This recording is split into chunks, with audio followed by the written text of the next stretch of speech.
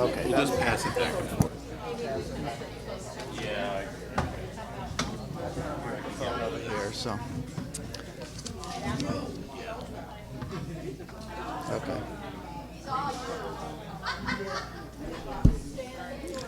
Good morning. My name is Jim Watts, and I am delighted to be introducing my very good friends and colleagues here, Sandy and Phil, who I've known for 25 years, ever since I've been in Syracuse. Nancy Bigtree from the Mohawk Nation, and Phil Arnold. Sandy Bigtree. Why did I just say Nancy? And my notes are wrong. This is Sandy right the first time. You call me Sandy all the time. I know. So I don't know how that happened. I don't know how that happened either. Sandy Bigtree is a member of the Mohawk Nation, and she and her husband Phil Arnold are founders of the Indigenous Value Initiative. Phil is my colleague in the Department of Religion at Syracuse University, so it has been a continuous education for me over these years from him and from Sandy. Using a values approach, they have worked closely with the Onondaga Nation, just south of town, a couple of miles south of town, to create the Scano Center, the Great Law of Peace Center, starting in 2015 on Onondaga Lake. By the way, if you have never been there, you have missed the most distinctive place in all of the central New York. You have to go. There's nothing else like it in the country, and it is a very important center, cultural center for our area. Since 2005, Sandy and Phil have also been working on the doctrine of Christian discovery. This colonial doctrine denied indigenous peoples rights to their own land and justified colonial powers seizing control of them. Phil and Sandy founded the Doctrine of Discovery Project to educate and lobby about the continuing legal and social effects. And due to the effects of this group, and its allies across the country and throughout the world, Pope Francis actually publicly repudiated the doctrine of discovery a few years ago after 500 years on the books. So, remarkable achievement. Last year, Phil Arnold published his newest book, The Urgency of Indigenous Values. I think we're going to hear more about it from him, so thank you very much for being here, Sandy and Phil. Thank you, Jim. Thank you, Jim. It's really great to be here with you today. Been sort of grieving during most of the week, holed up trying to figure out what happened. I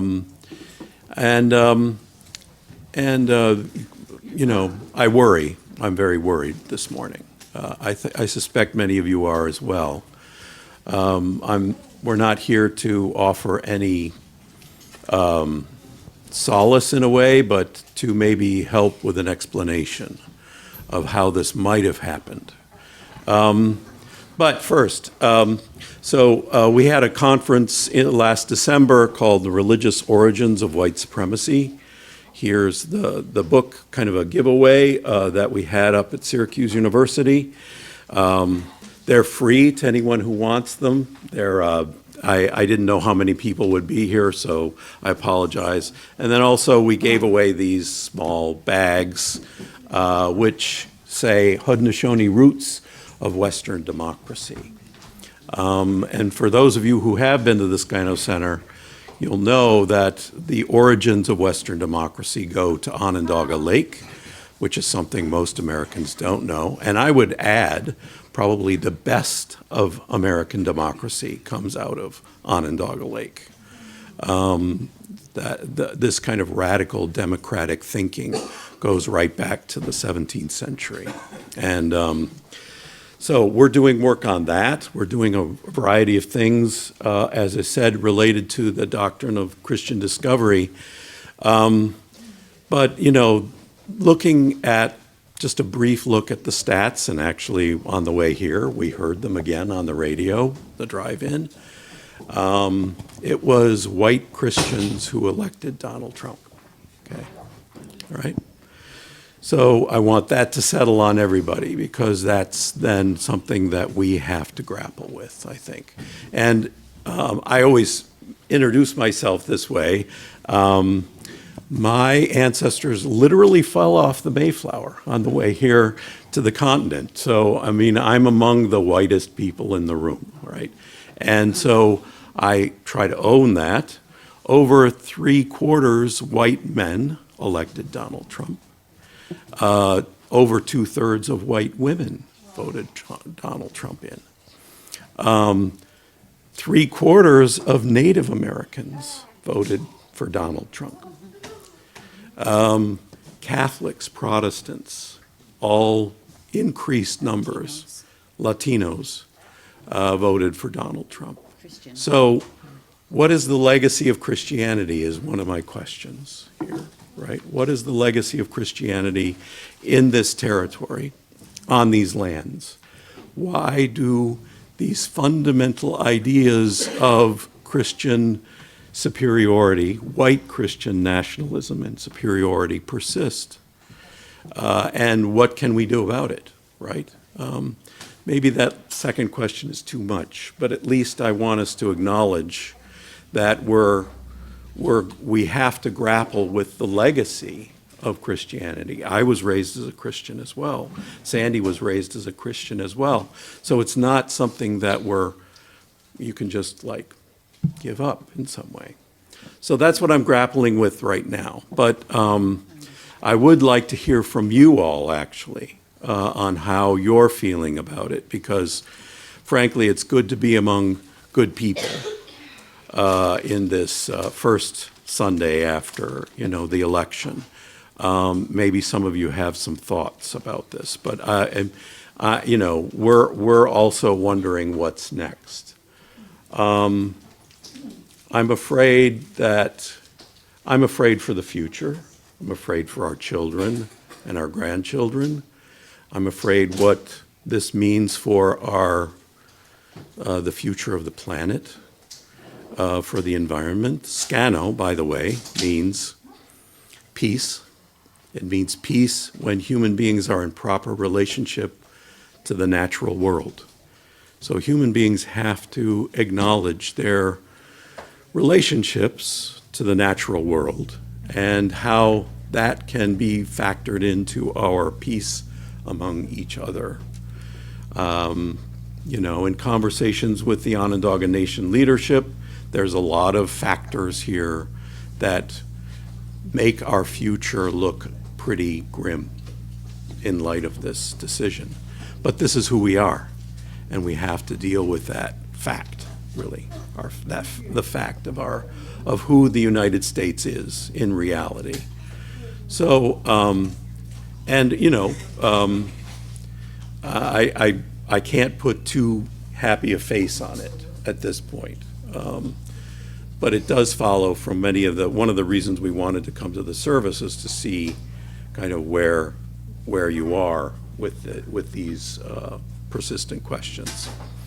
But did you want to say something, Sam? Sure. Go ahead. Right. So what we're trying to do at the Scano Center for those that come through is to kind of create a little discourse here, because we're talking about unity. A lot of that word was shared this morning. We want to unite and be strong. Well, the Haudenosaunee actually influenced the founding fathers on what that would mean. And Indigenous people, right from the moment of contact, have been trying to express to Europeans coming here that you've got it wrong. You have an unsustainable culture here and religion, because it's about domination. And the very first treaty the Haudenosaunee made in this territory was with the Dutch, and it's called the Two-Row Wampum. And it's whereby two distinct peoples in their own vessels can share a path, parallel path down the river of life without interference with one another, and could live in peace. So the Haudenosaunee, right from the get-go, particularly here, because I am Haudenosaunee, we're talking about peace and unity, and sharing this river, these parallel paths without interference. The main point of that wampum belt is down the river of life. So you have to first understand what that means. And at the Scano Center, the Tata-Dao here, Sid Hill, had expressed peace can only be obtained when you're in proper relationship with the natural world. We don't have any written texts. Things are encoded in these such wampum belts that tell all these stories about who we are as Indigenous people living Indigenous values. It goes very deep. The Haudenosaunee, if you come to the Scano Center, you'll learn a little bit about them because many, many thousands of years ago, they fell into a state of warfare and they were fighting and lost their understanding of this interrelationship with all life that surrounds them and of which they are a part, not in control. Because to live in that proper relationship, you have to pay attention to your earth, you have to pay attention to your family, to one another, and you have to be on top of discord when it starts. You don't have this kind of air about tolerance because that's useless in a world that's changing and causing disruption. Tolerance is like it allows those who are intolerant to grow. So we have to always pay attention. This is what was happening with the Haudenosaunee many, many thousands of years ago. And they began bickering and fighting until there was just warfare. They were so divided. And so when the peacemaker came to this area, he came over Onondaga Lake to share this message of peace. And he started with the first person he encountered, who was a woman. And the reason he approached her is because she was providing food and lodging to both sides of the battlefield, because she was related somehow to both sides, right? And she just wanted them to get along. So she's providing food and taking care of them all. And the peacemaker saw that. She had a big heart and said, this is just enabling them because they don't know how to communicate with one another because they've lost the sense of who they are as human beings on this plentiful earth, right? So he gave a series of instructions to Akwesasne, a woman, and he had her take a certain number of women and to follow this protocol in the forests, and in doing so, one by one, each of these specified women would be approached by a certain animal, and that would become the clan by which she would defend and represent. So it started with reconnecting to this very sacred bond with the earth. And then the peacemaker told her, you will select the men who will become your clan representative, right? Because you've seen them grow up and you know who they really are because you're watching them. And you will have the ability to take them out of office if they threatened your clan and who we are. So it's a very complex system. And next he encountered Hiawatha, who was in such grief because 5 of his daughters died in war. And the peacemaker saw that you cannot just ignore a person's grief. You will never heal if you carry all this grief with you. You have to talk about it, heal the body so the person can be healed, and you have to engage in this, real thing that impedes everything. And so once a peacemaker went through this ritual of condolence, Hiawatha regained his voice. And prior to when he lost it, he was a great orator because he was just speaking about peace. And he wanted everybody to get along, but there was no real anchor on how to transform the world. But it was through this condolence, he regained his voice, he could hear more clearly again, and his words, were flowing free. He could identify and see the world in a new light. So then together, Akwesasne, Hiawatha, and the peacemaker then knew they had to unite all the nations that were fighting and convince them to come under this new system of peacemaking that reconnects you to a bigger cosmos than what's in your head. And only in doing that could they then approach the most vile sorcerer of all, which was the Tata-Dao. So they succeeded in that. And this took quite a long time to accomplish, indeed. But when Tadadao finally accepted this peace, the peacemaker said, you will now, because you came the farthest around peacemaking, you will be the central spiritual center of the Haudenosaunee. So this is the wisdom the Haudenosaunee we're trying to impart on the founding fathers of this country. They're talking about uniting in peace and reconnecting with the earth and paying attention and all these tenets of we are free people. You know, we express ourselves and work together and we're happy. We don't have money. We exchange. We have relationships with everything. There's no dropping of coins anywhere. That was a concept that would never have occurred to the Haudenosaunee from that point forward. So we're talking about very different values here.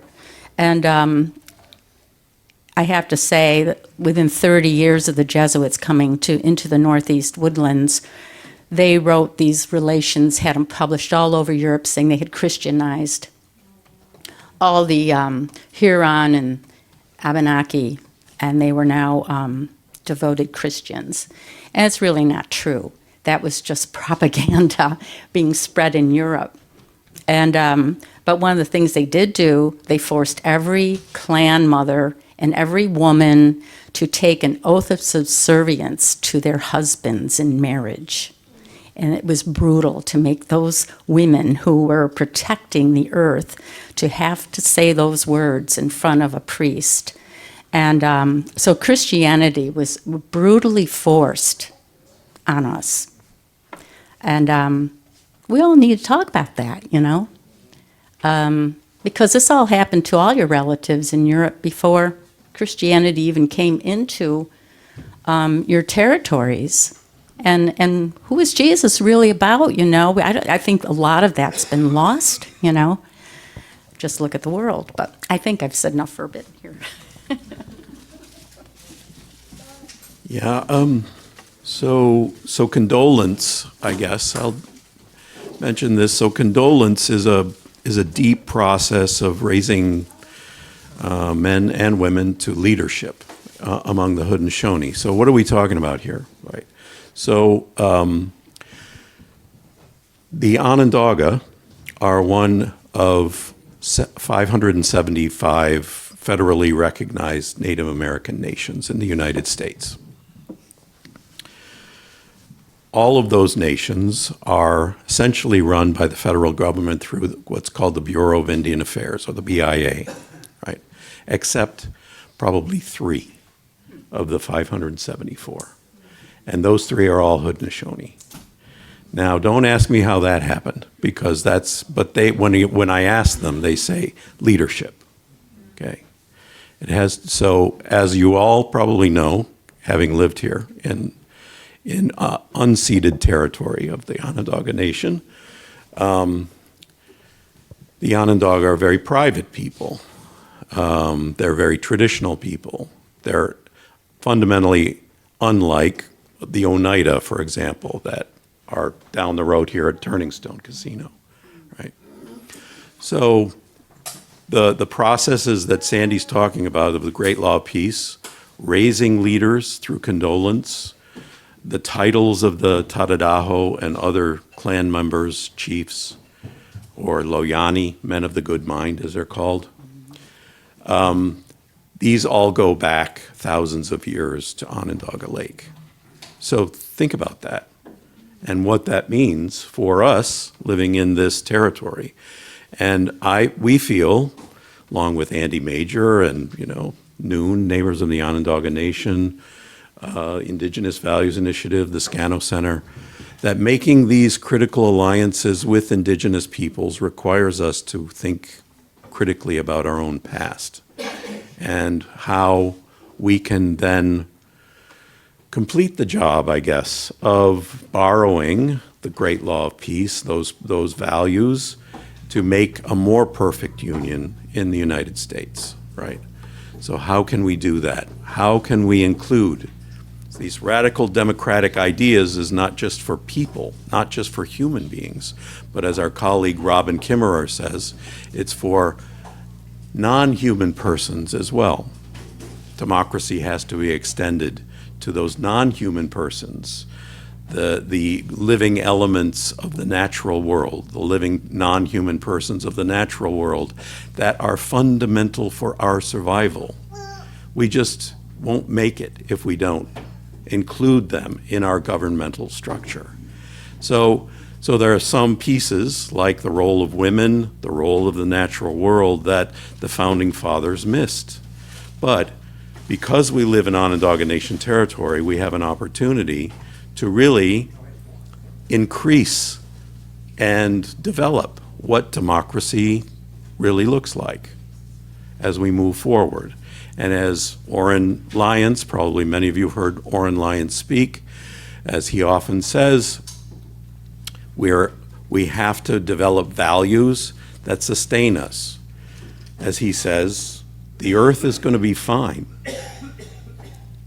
Really, what the environmental climate crisis has to do with is our own destruction, our self-destruction. The earth is going to carry on, probably better without us, you know? So his you know, one of his final refrains is value change for survival. We have to change our way of living on the earth in order for us to live into the future, you know?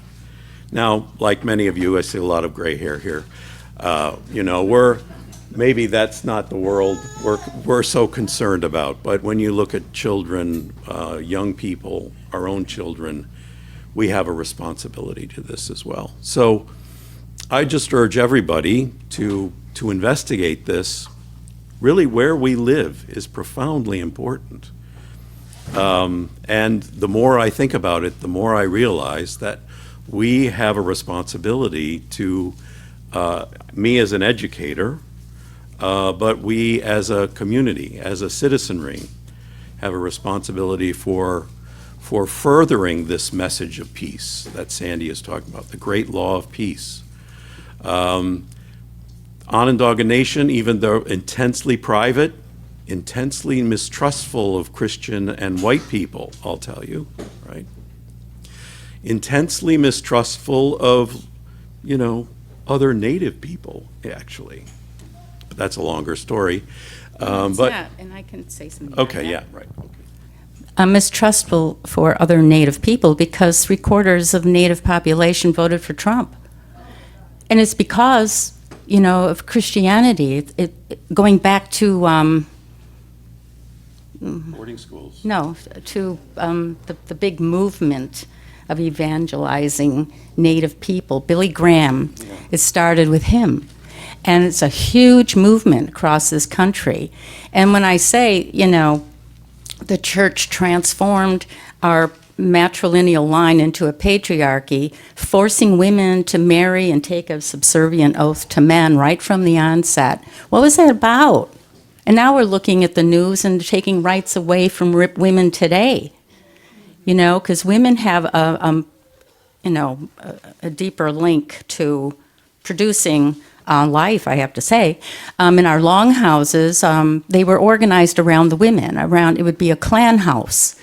And if a man married a woman, it would be a different clan, and he would go live with her, and her sisters, and her mother, and all the children would be of that clan house, and he would not, but he'd have many responsibilities to care for that house, and he would also have responsibilities for his clan house in raising his nieces and nephews.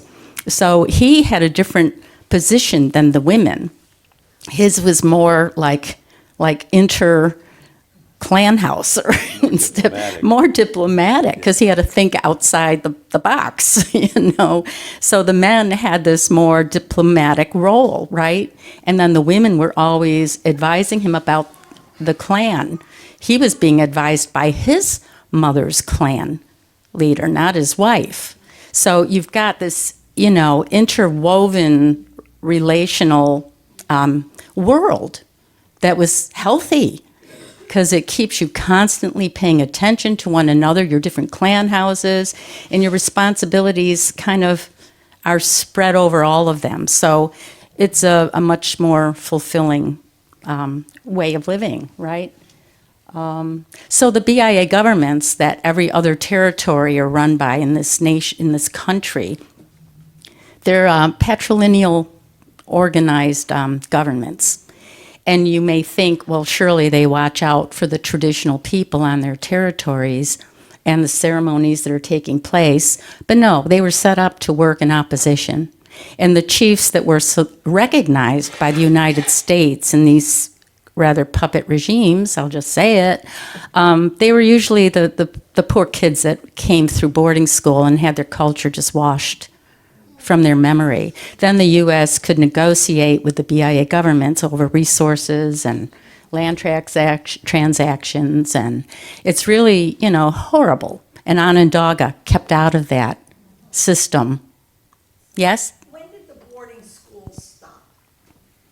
Are they still going? I think in the 70s, 80s. 70s, but there are some that are continuing.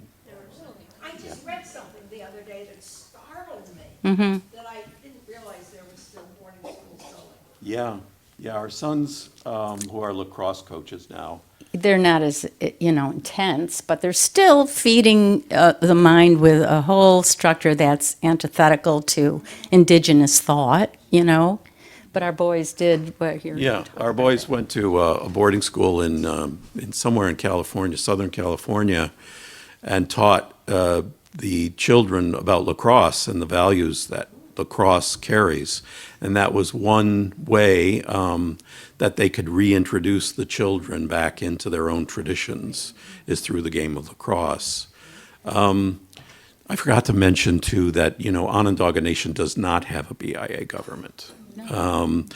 And, huh? You said there were three. One is a Seneca territory called Tonawanda, and another is Tuscarora, which out on the way to Niagara Falls, kind of, So they're all Haudenosaunee, and Onondaga is a central fire. Right. And there's still traditional Loyani that come from all 6 nations, and they meet at Onondaga regularly.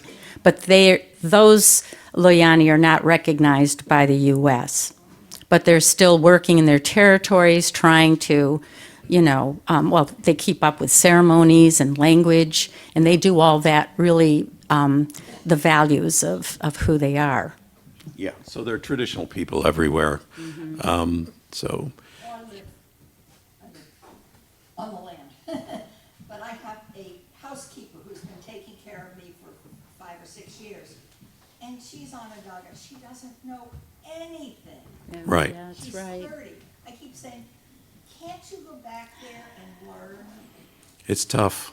It's really tough. I mean, we have personal knowledge of this, and it's because the Onondaga regard their traditions so closely. If someone falls out of the clan system for whatever reason, and that might be, the men kind of don't matter, but if for some reason your father is Onondaga, you don't have a place there anymore.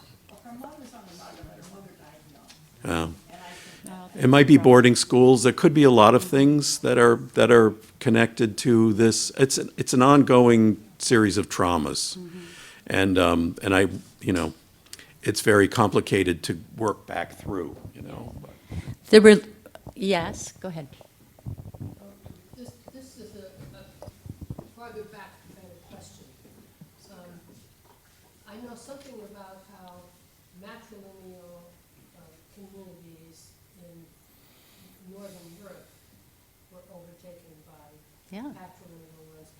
But if the native people of the Americas came originally across the land bridge from Asia, is that something No, they didn't. that accepted how they got here originally? They're from the land. They're from here. Pardon me? They're from here. Well, I know, but they didn't come out of the ground. Well, some of their stories have them coming out of the ground, Yeah. or descending from the sky, as the Haudenosaunee, to Turtle Island, as they call it, Just right? as European So- people appeared there, or. Yeah, right, nor Europeans. Right. So yeah, it's a, through archaeological evidence, the date has been pushed back way before the, Ice Age. So the land bridge hypothesis is really just kind of crumbling. And it could have gone the other way. Yeah.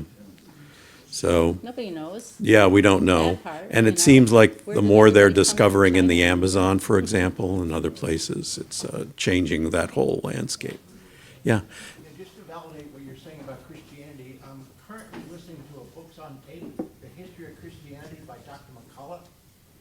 And he says of all the, I'm only on it's 40 hours, and I'm on hour 6. So pray that I get through this. It's not an easy history, But Dr. as McCullough Jim knows. says, of all the religions he's studied, the Christians are the most confident, outwardly confident he's ever come upon. They seem to know what they know all the answers.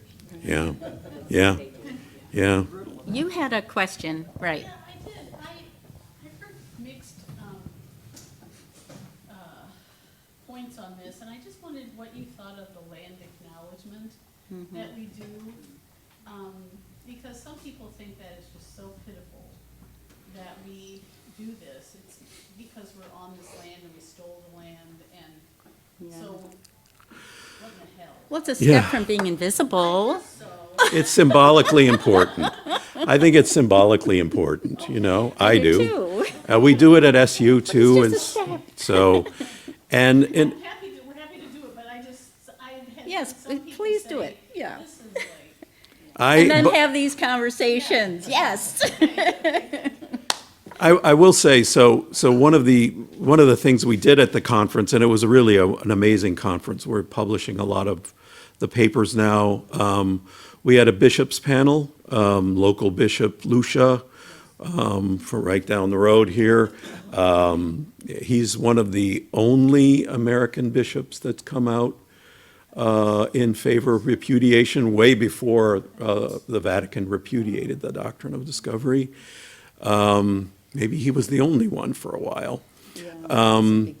There have been repudiations from, well, if you count, it's like dozens and dozens of repudiations, including Congregationalists and all kinds of different, there are different kind of agendas around these repudiations. And these all started in 2009. And we kind of keep track of those on our website, doctrineofdiscovery.org. Because there are a lot of very concerned Christians about the implications of what this means for their history, but also for their theology. That's a deep kind of look. What does it mean, theologically speaking, if you have to fundamentally change the nature of this religion, right? There's a lot of work there. We're not doing that work, but it seems like it's up to all the different specific denominations that they take a deeper dive into their theology in a way.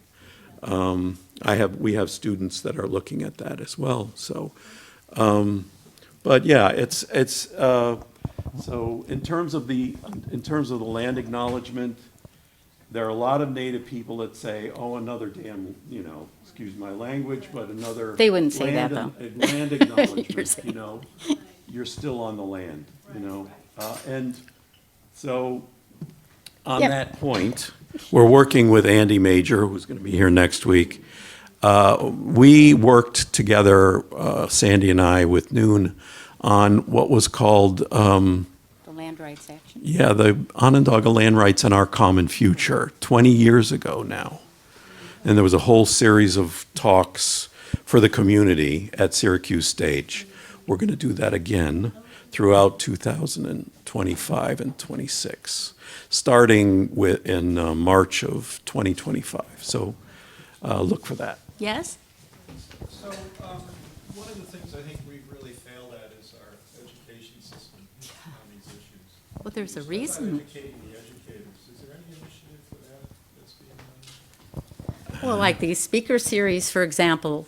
And like I said, the Religious Freedom Act was only passed for Native people in 1978. They were punished before then if they spoke out about all these issues, practicing their ceremonies, presenting themselves in their traditional clothing. So it's still a healing. We have generations of trying to survive, the onslaught of silencing and being silenced. We're facing, what's the undercurrent has been. People have been using religion and government and to create this kind of fascist state. Talking about origins of white supremacy stemming from these doctrines of discovery. We're suffering from it right here with that Columbus statue. Mussolini helped pay for its shipment back here. And it was during a time when the Christian front was becoming extremely powerful all over this country. And it was run by Father Coughlin. And at that time, Bishop Duffy, who resided just up the street, he introduced Coughlin to someone he thought would be most powerful and influential in Boston to run the Christian front in Boston. And he was partnering with one of Hitler's fascist leaders. And so we've got this history right here, right down the street. And just last week, OHA published this picture of the Onondaga, wearing Sioux headdresses, which is all they could wear, or they were invisible. Nobody would acknowledge them if they couldn't sell their wares. No one would listen to them if they didn't look like the part. And that's because of Buffalo Bill. There's a whole history behind that. They came out dressed that way to welcome the representative from Italy, because they're trying to show they're still here and they're reaching out in some kind of diplomatic stance with it still being illegal for them to do that, And so don't ever think those headdresses, they were representing themselves. They're surviving, and I'm really upset with OHA for keep publishing that letter without explaining what I just said to you, Yes? Sorry, I keep standing, it's my back. Oh, So the Onondaga Nation seems to be very well run by the women. Is it getting smaller? Is it thriving? no, it's growing. It's growing, that's what I thought. So what kind of influence can the Onondaga, or does it already have, or can it grow to influence those other Native Americans that need to get a wake-up call? And how can we help? Well, I think that's more a question for them, but I think they've been doing it for a very long time. For the last 100 years, they've been working internationally, even at the UN, even before it was the UN. In Geneva, in 1977, Orrin led a delegation to the United Nations in Geneva, Switzerland, to deliver a message called Basic Call to Consciousness. And I think it's still a book that's available. Oh, I recommend everybody Yeah. reading it, really. Basic Call to Consciousness. And it's an important book still,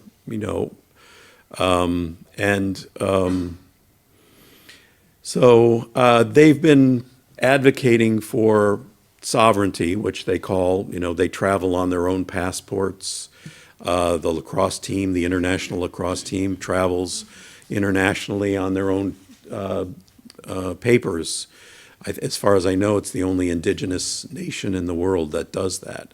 So I think this has garnered the attention of a lot of Native people across the country, around the world, and they're leading efforts at the United Nations, where our little organization helps support the work at the UN, which is really led by the Onondaga Nation. Betty Lyons is the president or executive director of the American Indian Law Alliance. But because they don't accept any federal money, we help with them with their finances. IVI helps with that. So they've been, and there are indigenous people all over the world that are voicing their concerns for survival. As we said, there are indigenous peoples everywhere around the world. But largely the BIA governments emphasize economic development, casinos, other kinds of, economic activities that counter those traditional values. The Haudenosaunee had a sense of governance whereby it's a whole process of coming to consensus. They never voted. When the U.S. forced these puppet regimes all over the United States, they right away instilled the voting system, right? And I've been always talking about this in the last course, 6 months. I'm saying this is not telling you not to vote. Get out and vote. But, it is divisive. Our elections, create this fury with our neighbors and our family, and it's so unhealthy, and the Haudenosaunee are trying to show a different way. We should be working towards consensus and healing and coming together, always uniting, not dividing. And we can see the effect of how that's played out, right? And so, yeah. Yes. Consensus. Would you explain condolence again? Well, condolence is a way of acknowledging your grief, and that it's a very real thing, and that you have to pay attention to that. And Is what it a self thing, or is it a me with you thing? No, it's an acknowledgement by someone For else. someone else? right, They're words spoken, very specific words with wampum beads, wampum belts. right, and it brings kind of your relationship with the world, Like the any- earth. Anytime a visitor enters Onondaga Nation territory, Sid calls it wiping them down, like taking their grief away from them. Because everybody holds grief. That's the nature of life, right? Why I like going to Firekeepers every week. Yeah, I get it. I like the food. Yeah, right. Fish. There is that. Nancy, you got your hand. Could you just, the two of you, just speak a little bit more about the Indigenous movement that's happening globally? I'm so in awe of it, and I know it's sort of just the beginning. Well- And in that process, how can we, this modest little group, follow what's going on? I know I'm always poking around on Google trying to find groups that are educating us, but how can Right. we keep ourselves maybe collectively or share information with each other? Well, we have websites. Noon keeps you informed, or Indigenous Values, Scano Center. It is a movement. It has been since early contact. I just wanted to emphasize, so the papal bulls so we've got a translation project, and I never thought I'd do this, but this is more Jim's world. Like translating these early documents, really from just after the Crusades to the 1530s, retranslating certain papal bulls that justified the colonization of the Americas, among other places around the world. So they all share this same kind of trauma, indigenous peoples in Australia, Asia, all over the world.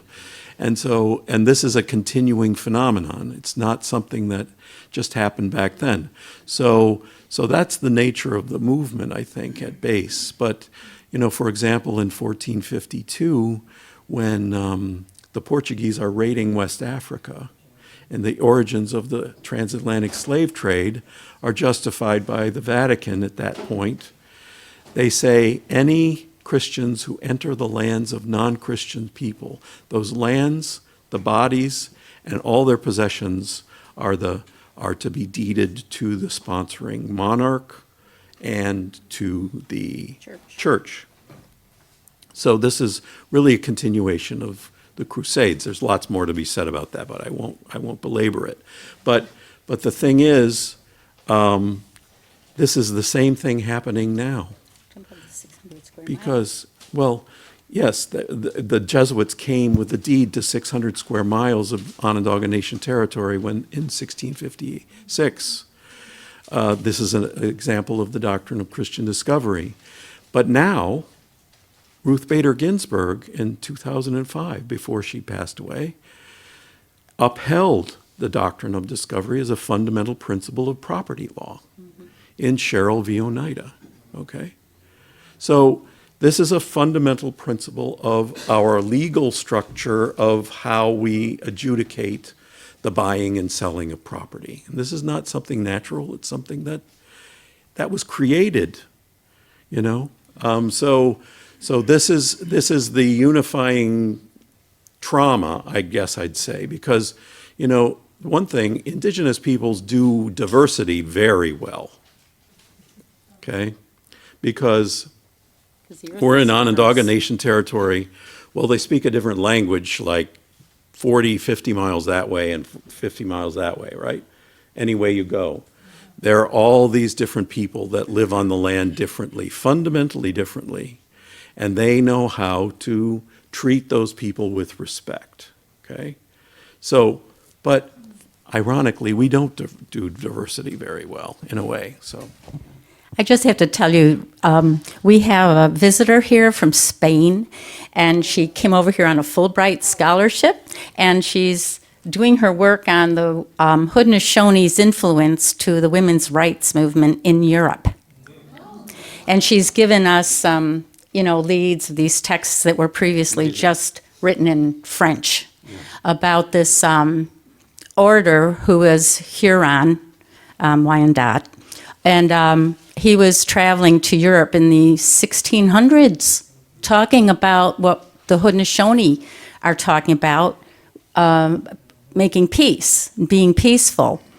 And I have to say, the great law of peace before contact had extended up to Nova Scotia and south. So the Wyandot, Huron, were already under the umbrella of the great law of peace, right?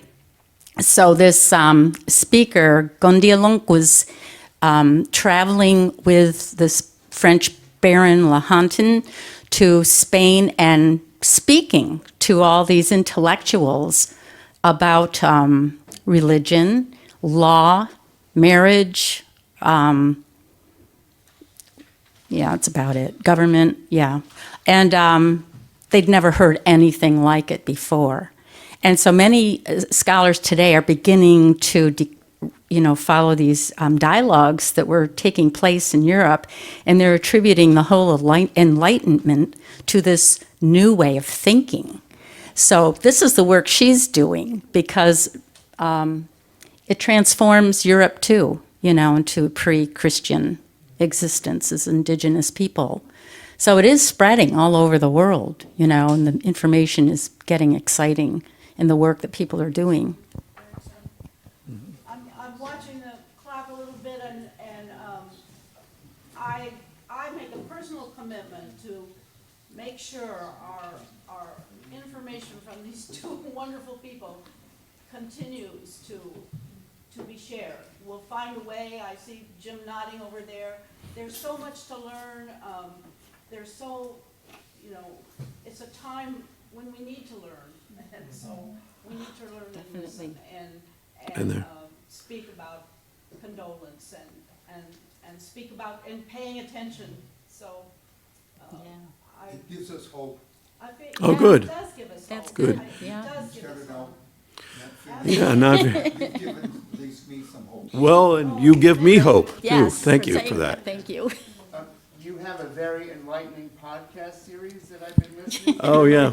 Perhaps you could tell us about that and what direction you're going in with it. So, we've been supported the last 3 years by the Henry Luce Foundation, which I never thought anyone would ever give us any money. But the Henry Luce Foundation, and I said this to Orrin, I said, Lauren, we got this grant from Henry Luce, and he said, how's he doing? I said, Orrin knows everybody, first off, and he said, I'm pretty sure he's dead, Orrin. Well, how's his wife? She's dead too. And I tell people from Henry Luce this story, and they just crack up. But thanks for their sponsorship. We've got a number of publications coming out, including, and then Sandy and I do a podcast. And the thing about the Doctrine of Discovery, it's called Mapping the Doctrine of Discovery, and we're in our 5th season now. And the thing about it is it has a variety of different expressions all over, through law, through through culture, through, academic work, through activism of various kinds. So we really literally talk to anybody that wants to talk to us, colleagues, but also people that we met through the conference, Right, yeah. and we show how relevant it is in an American identity, and to talk about unity, if you're not going to also embrace the pediments that keep us from uniting. This is not a mental exercise. There are real impediments there, keeping us sick. And it's difficult work. But hopeful too if everybody gets involved in it, right? Yeah. So we'll leave with hope today. I want to remind you that sitting in front of them are some gifts. These for are to freebies. share, and that Phil's book is available. There's a huge, great chapter on paying attention, which I Oh, embrace because I used to say that to my children all the time. that's how I was raised. Mother saying that to me, Yeah. pay attention, Nancy. So, but it really speaks to this time when we're trying so hard to pay attention to not only the wrong things, the things we're disappointed Right. in, Well, but to what's yeah, going to happen entertainment. and how we can influence it if we can. So I want to thank you for coming. I could stay here until about 5, maybe longer. But and thank you all for coming and embracing these people. I think these two people are a real gift to our community. Thank you. And I'll close by just inviting you all to the Scano Center. Sandy and I have much less to do with the Scano Center. We're staffed with Onondaga citizens now, and Haudenosaunee. It's where the French fort used to be. We've decolonized the French fort. And it's open Wednesday through Saturday, about say 11 to 4, 10 to 4, something like that. And if you all want to go, Nancy, or if you want to have a church, outing, Sandy and I could give you the tour. Actually, we give you the backstory, which is pretty tough, so how it came into being, if you want to know that.